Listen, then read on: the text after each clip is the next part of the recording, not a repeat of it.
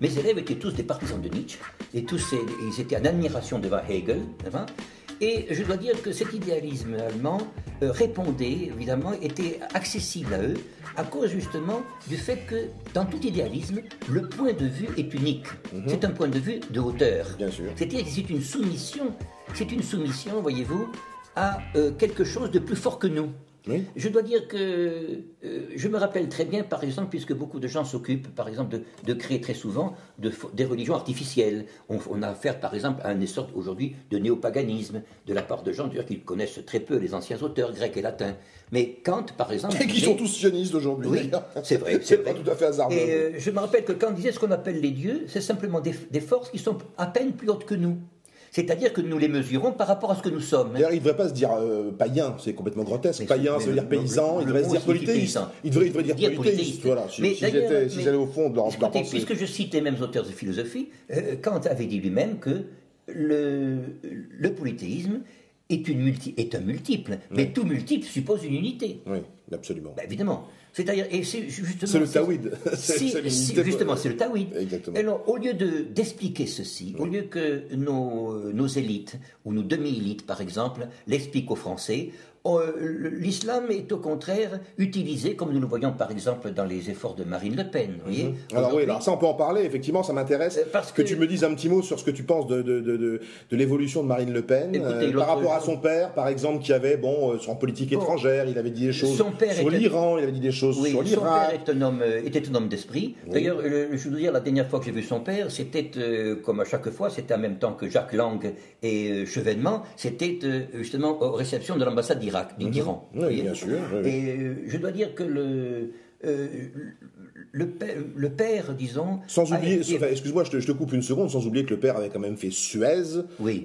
Donc il était quand même proche. À un moment donné, il avait des velléités proches israéliennes. Et puis n'oublions pas qu'il y avait le fameux bandeau qui ressemblait à celui de Moshe Dayan dans les années 74. Moi, ma thèse, c'est qu'en fait, il s'est désionisé, si on peut dire, vers 87, à l'époque du détail. Oui, vers 87. Voilà. Il était partisan de ce qu'on appelle l'intégration. Oui. Je me rappelle que De Gaulle disait, c'est souvent cité d'ailleurs contre lui, et j'en parle parce que j'étais moi-même donc l'auteur de mémoire, non pas de mémoire, mais disons de recueil des mémoires de Gaulle, quand j'ai travaillé à l'Institut Charles de Gaulle, où la plupart des gens d'ailleurs travaillaient pour voter Mitterrand, ce qui était quand même assez étonnant à l'époque. Et il y avait cette phrase de Gaulle disant que ce qu'on appelle l'intégration, c'était une sorte d'attrape-couillon, il disait, contre les musulmans, pour pouvoir les dissoudre dans la communauté française.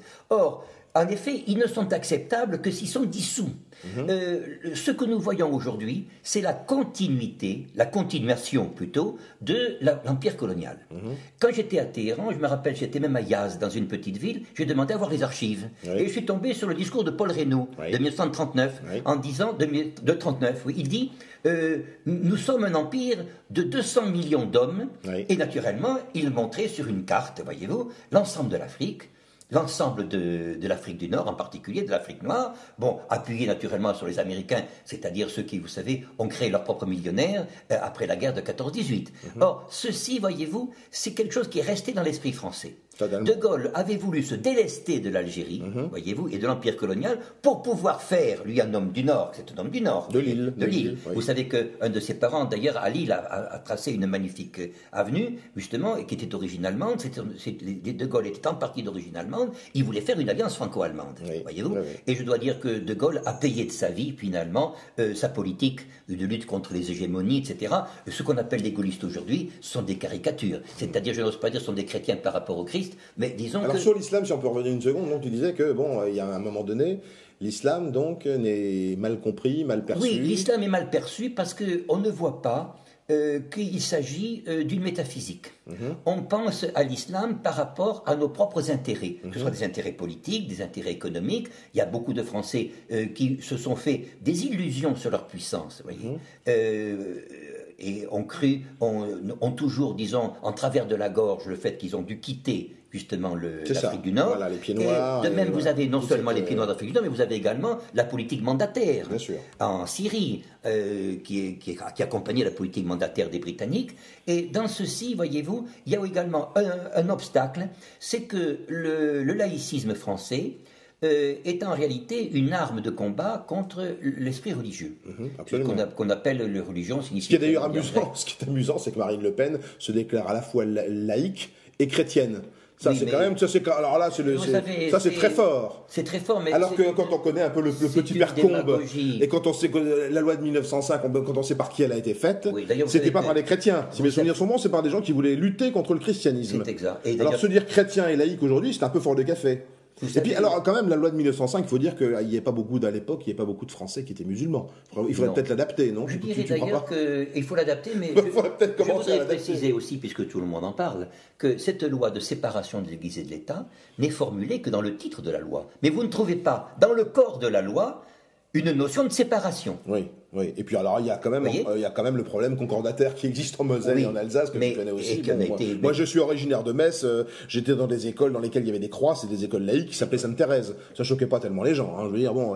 Et là il semblerait que ça choque les gens, qu'il y ait des gens qu'il y ait des musulmans qui fassent des prières de rue. Qu'est-ce que tu en penses de ça, ces fameuses prières de rue que moi personnellement je n'ai jamais vues. Enfin, il y en a paraît-il rue Mira. J'y suis allé un vendredi, je n'ai rien vu. Il y en a certainement, mais voilà, comme des femmes voilées. Je dois dire que je répondrai ceci. En burqa. Je répondrai à quelques kilomètres de la France. Je suis allé à Mannheim très souvent. À Mannheim, il y a une grande tour et j'ai vu qu'il y avait un très grand bâtiment qui était au-dessus de la cathédrale. Oui. Et l'Allemand, qui est mort maintenant, me dit écoutez, c'est la mosquée de Mannheim. Oui. Et je dis, alors sa femme, à ce moment-là, était à côté de nous, a dit, ah oui, au fait, à propos de musulmans, vous savez, il y a une femme qui portait le voile. Eh bien, cet homme a dit, bon, je ne dis pas quelle était sa fonction autrefois, il a dit, écoutez, les religieuses aussi portent le voile. Mais parce que l'allemand... La Vierge Marie, dans toutes ses représentations, porte le voile. Mais je veux dire que, pour l'allemand, je dis bien, je répète encore, en allemand, il n'y a aucune séparation de personnalité entre l'État et la religion.